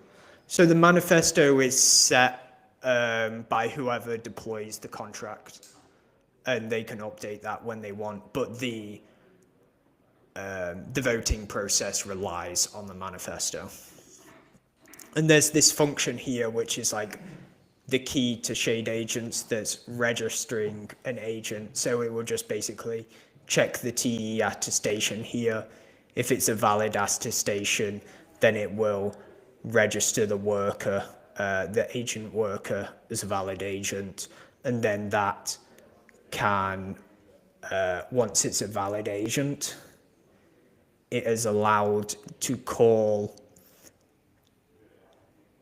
specific functions. So there's this require approved code hash function that,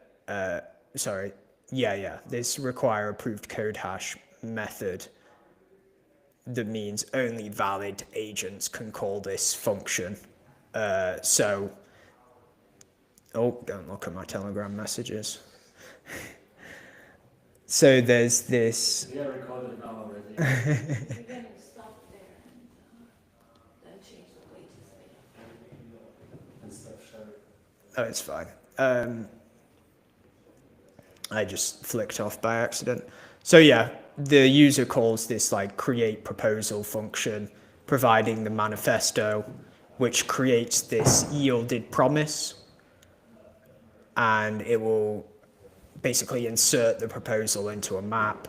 It will return the yielded promise for it to be executed, and that will just wait for either the promise to time out or for it to be explicitly resumed.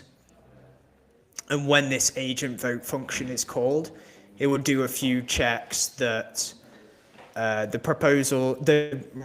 reasoning is not too long, so it doesn't eat up a load of storage. It will check that the manifesto hash and the proposal hash are correct, so it's voting on the correct proposal.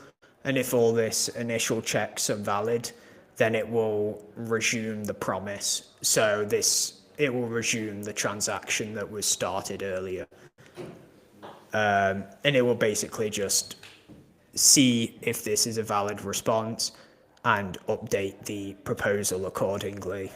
And if it's not a valid response, it means that it timed out, and it will just cancel the transaction and give the user an error.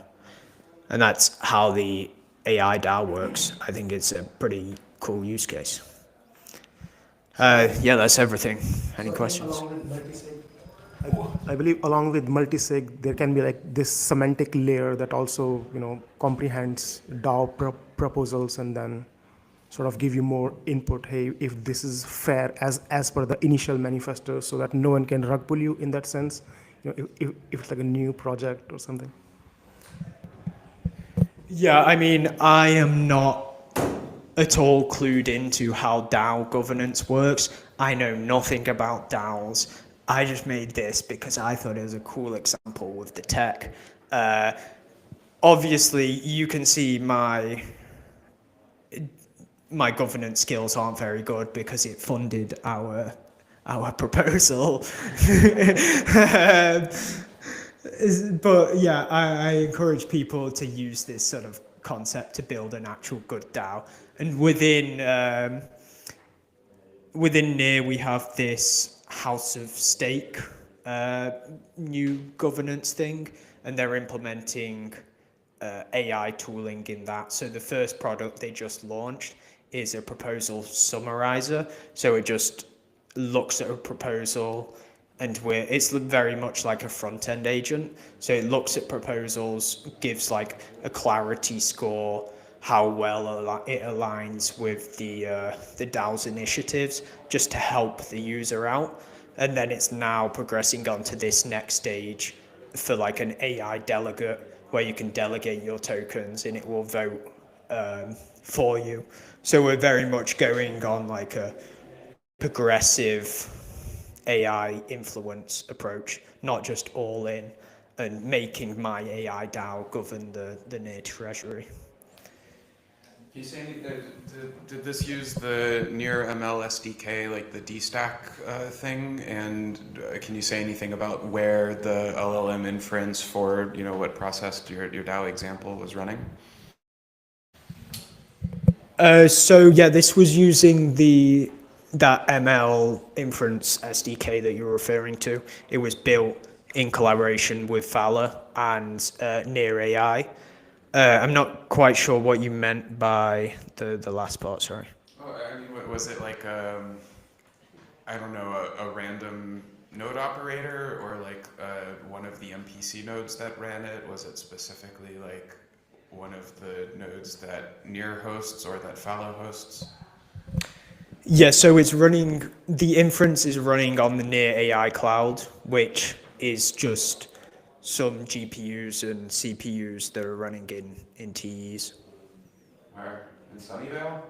I don't know the exact location. Do you know who does know? I mean, or is it unknowable? Like, I mean, if I ask where was this Bitcoin block mined, then there's no answer, attainable. There is like an attestation report produced that possibly has that information. I'm not too clued into Near AI Cloud, so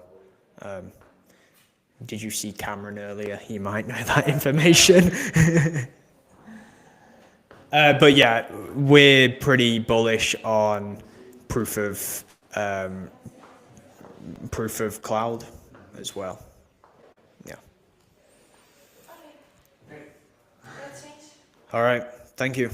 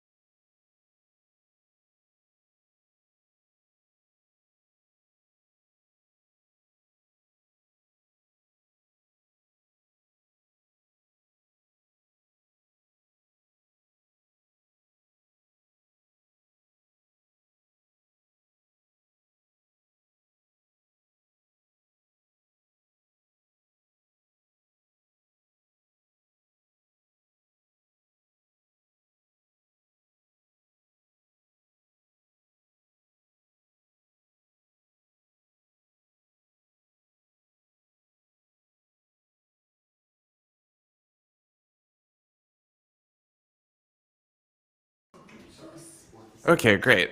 Now, last in the TEE.salon session, we're going to have Cody from Uniswap tell us about TEEs and UniswapX. That's private intents. Here you go. Amazing, thank you. And I'll try not to keep it too long, as it's the last talk of the night, and I'm sure we all have parties to go to. So, hey everyone, my name's Cody. I work at Uniswap. I've been working on Ethereum for the past 8 years, and at Uniswap for the past 2 years. I mostly work on UniswapX, and part of this talk is going to be about how we use TEEs within UniswapX. We also use TEEs in a number of different places within Uniswap, notably within Unichain.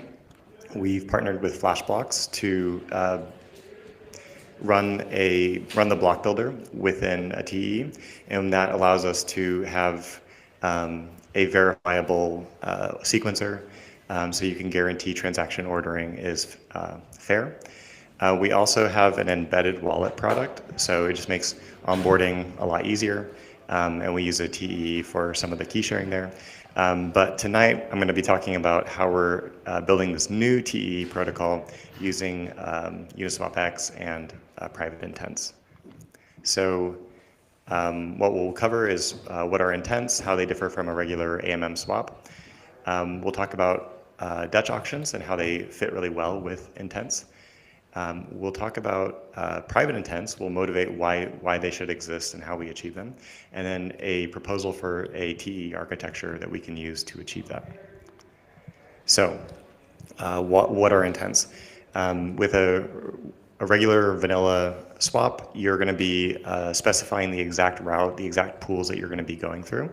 But maybe you don't know the best route. Maybe there's some pools that, like especially with a V4, there's like a ton of, an explosion of new pool types. So you might not know the best, and even at the time of execution, it may have changed. And so enter in an intent. An intent is basically specifying at a high level what the swapper wants to do, and just codifying that. And then it allows a set of professional market makers to come in, take that intent, and then put it on chain. Each market maker is there, they have their, like this is what they do for a living. They're searching, they're looking for different sources of liquidity. And through competition, we can incentivize them to give most of that liquidity or return back to the swapper. What is it under the hood? A swapper will sign a EIP 712 permit message that basically says, like, I want to interact with this contract, and I'm going to be swapping from one token to another, and this is the minimum amount of token that I want. And then that gets broadcast to fillers. The fillers will, at some point, one of them will come and say, okay, I'm ready to fill this. I send this to a smart contract. I basically wrap it in a transaction, and that smart contract is the UniswapX contract, which will verify that the swapper and the filler are getting the appropriate amounts based off of some agreed upon logic. That agreed upon logic, in most cases, is a Dutch auction. Dutch auctions are nice because they're going to be they're pretty easy to parameterize. So you just need to know like a rough range where the price is. You start the auction above that price, and then you have it decay over blocks or over time to a price that should be lower than the actual price. And then at some point, a filler will come in and nab it and fill it. Depending on different chains, we have different auction types, but for the most part, we use Dutch. The hard part of Dutch auctions is maybe there's like volatility in the token, and there's some time difference between when the swapper signed the auction and when it gets put on chain. And that's more notable with new auction types that we want to support. So like some that are coming down the pipeline are dollar cost average or TWAP, volume weighted average, stop loss, or even like custom algorithms. And for these types of trades, maybe the auction isn't executed immediately. It could be executed days, weeks, or months into the future, and you don't really know how to parameterize that auction at that point in time. And you need a way to like let the user have some trust that you're going to do it correctly. And then the second challenge that we're trying to solve is that a lot of swappers, especially whales, they want to make these really large swaps, but they don't want to be front ran. like let's say that you're dollar cost averaging $10 million, just by broadcasting this and putting it on chain, even if it's just executing, chunk by chunk, everyone can see what you're about to do, and so then they can front run you. So enter TEs in order to solve these problems. So this is what the new UniswapX flow looks like with TEs. The two pink shaded boxes in the middle are running in TEs. So this is roughly the flow. The swapper signs their intent. It gets sent to the trading API. If this intent is ready to be executed, like it could be like a sub order or the full order, depending on the type of trade, it gets sent to this really general data oracle that we've built. The data oracle can pull data from a variety of different sources, from APIs to get price feed, or from an RPC endpoint to get the current block or some smart contract state on chain. It will then sign that using a private key, pass the signed messages to an initiator, and then initiator will check this private intent. It's like some piece of typed data that the swapper has signed that gives instructions for that order. It validates that the oracle price feeds and everything is correct, and then it uses those price feeds to parameterize the auction, and then broadcasts that out to all the fillers. The fillers can then, as usual, take that, it's executable, and put it into a smart contract to actually settle the auction. So when we were thinking about, okay, what type of TE solution do we want, these are the different characteristics that we were hoping to get out of it. I'm sure these are all familiar to all of you. Upgrades are a really nasty problem, and we did some thinking there. Ideally, we can, if we were running multiple TEs, and let's say we need to apply a security patch, ideally, not every single application needs their own upgrade path or some kind of governance process. Ideally, we can separate out the application code from the base image, the kernel of the operating system. We want the service to be always up and running, so multiple nodes for scalability and high availability. Any keys that we're running, especially for these orders that could be existing for months, it would really suck if we lost access to the key and we couldn't issue new DCA orders for a user. So we need to make sure that the keys are always there. And then finally, everything should be publicly verifiable. The ways that the keys are generated and used, the code that governs it, and there should be no way that we can sneak in and steal the key and do something nefarious. We just want to provide these guarantees to users. KMS, you guys are all probably familiar with what a KMS is. I won't go through the list, but we settled on the DStack version of the KMS. The nice thing about this is that we can use smart contracts on chain to govern access control. So it's publicly verifiable, and we're using attestations that we would register there in order to gate access. This is what the stack looks like. So these applications were running in Nitro, and we're working with the Fala team to add Nitro support. And these oh, are we getting kicked out? So these Nitro enclaves, when they boot up, they need to get access to the key so they can start working and signing things. So they generate an attestation, they provide that to the KMS. The KMS is going to be running in GCP using TDX. So the nice thing about that is that if the machine reboots, it still has access to the key, so it has more resiliency, but it's still going to be multi-node, so you can have total outages of a particular piece of hardware, and it should be fine. And then, of course, it uses the on-chain registry for governing the access control. And we'll be using a multi-sig for pushing updates to this registry. Even if the multi-sig is compromised, it's okay, because it's not okay, but in the worst case, if that happens, then there's still a week-long period before the registry actually goes into effect. And as a result, if you do see some malicious change coming down the pipeline, then people would notify each other and cancel their orders, so that it doesn't actually go through. And of course, we would also see it and like just shut down the service or change things if needed. And that's it. Thank you, guys. Any questions? Yes. Could you go to the slide with the initiator? Is the initiator the party who is actually putting the intent to materialize a dollar-weighted dollar cost average like long-standing intent, for instance? And also, what's the role of the trading API, and how does this not leak privacy if it's not in a TEE? Very observant questions. Okay, so the initiator, the job of the initiator is to do two things. One is to reparameterize the order, like give it fresh data. That could be like, what's the latest block so that you can start the auction at the right time, or like the reparameterizing it. So like maybe the user said, hey, like this is the worst slippage that I'm willing to accept. But ideally, like we don't actually push the order to that worst slippage. So it helps like reparameterize the order, and then it activates the order. Like it has access to the private data, which is like, should there, like in the case of DCA, should there be more orders coming from this overall DCA order based off of the total order size that the user had signed.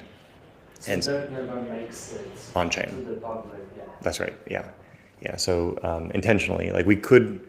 There's of course this trade-off of like, what does the TEE enforce versus what do you enforce on chain? We do have a lot of guardrails on chain. So like the swapper is committing to these particular TEEs that's saying like, I trust these TEEs to update my orders.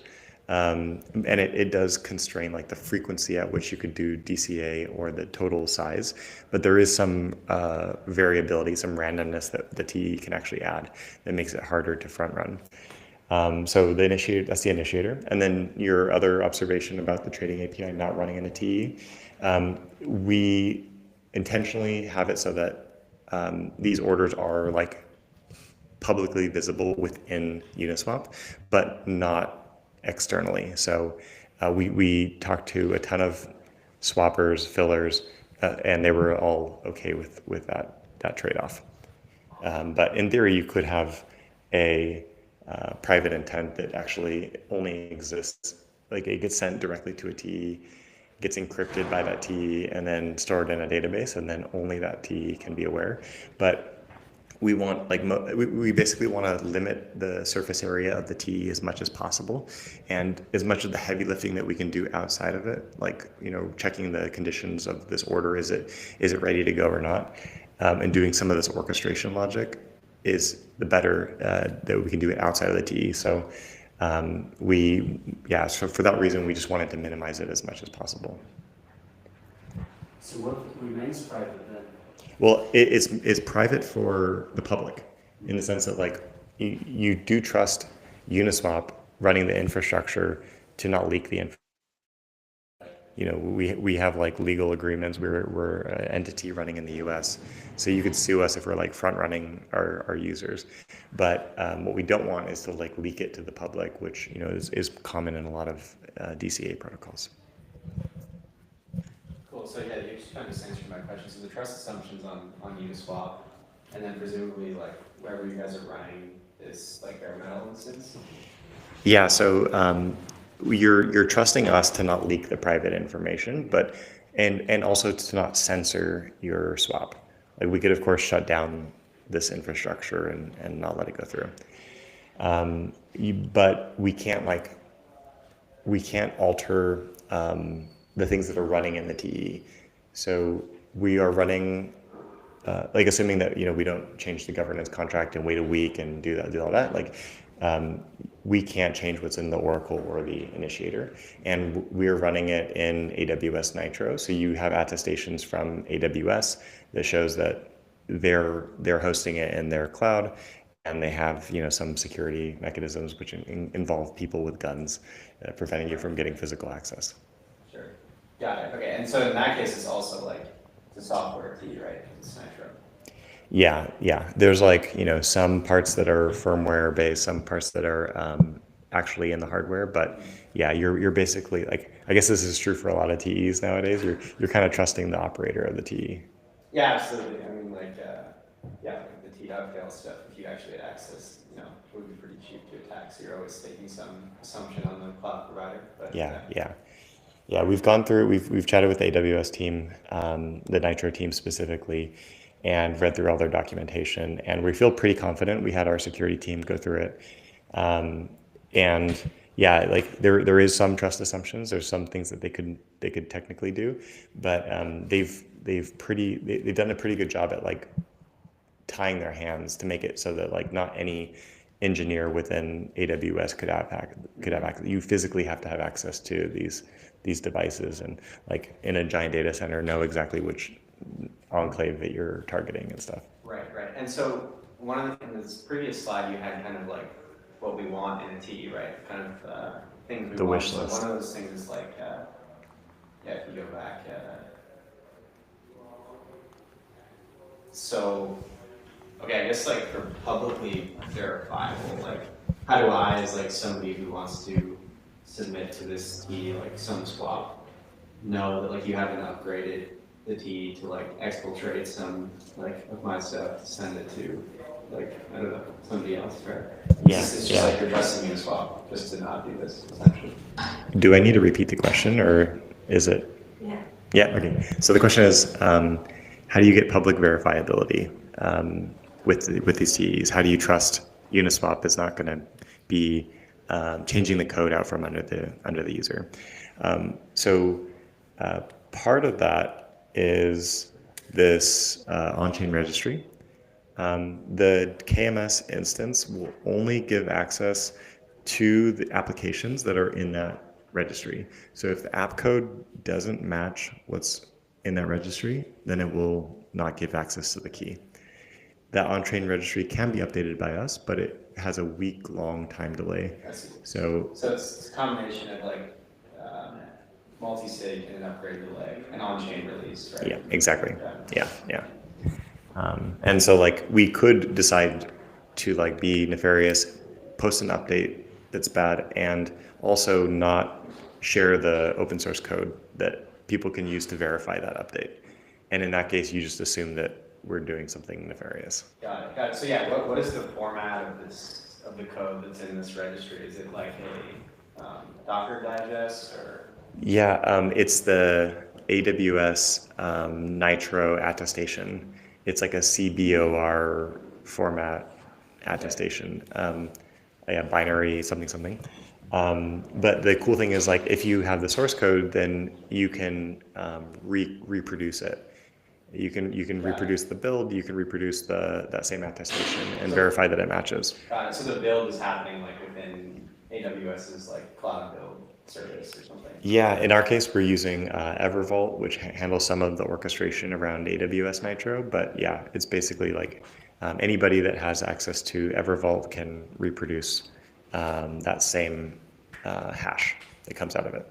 Okay, and like, how much work is this all to maintain? Like, you're running DStack, which is like constantly updating, right? It's a pretty complicated thing, and I mean, like, you have a bunch of kind of independent variables here that seem like quite a bit of work to maintain. Like, can you talk about what that's like? And like, is that just you working on this? Is this like 10 people at Uniswap?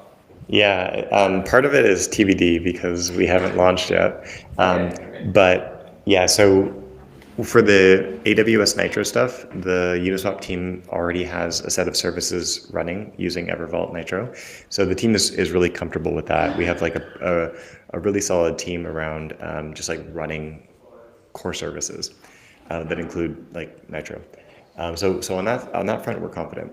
The DStack KMS, this is something that we're engaging with the Fala team directly to help us host our own instance. They're doing two things for us. One is adding GCP support, because that's one of the clouds that we're using. In like a bare metal on GCP. Yeah, we want to host it ourselves because of like some of the like you don't want to trust the operator problem. Yeah, right. Yeah. So that's one of it. And then the other part is it currently doesn't support Nitro attestations for the verification, and so they're adding that for us as well. And so they're going to help us spin up our own instance, as well as handle some of the operations for like the first year. And we'll be ramping up our team from like an operational perspective. But yeah, part of it's still a TBD, but it's a really good question. All right, awesome. Thanks. Any other questions? Yeah, simple one. Is this cross-chain like intent swapping or same chain? Good question. So the question was, is this a cross-chain or same-chain intents? This is purely for same-chain. However, some of these components, yeah. So this data oracle and this initiator, actually also the trading API, this is like common infrastructure that will be used across both. And we built it in such a way to be generic so that it can be reused across both platforms. But for this talk, it's specifically about single chain. Yeah. The D-Stack KMS? What TE is the D-Stack KMS running in? TDX. Yeah. They were also looking at a combination of TDX plus SGX, because with SGX you get some of the like with the ceiling key. If the machine reboots, you can have access to that same key. However, I think they just like a couple days ago figured out a way to do it within TDX. So I think the plan is just full TDX. Sounds like you are using everything.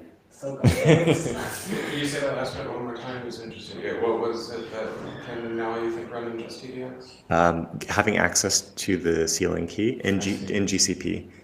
Yeah, so previously, like GCP doesn't expose the ceiling key, which means like if the machine reboots, you're kind of toast.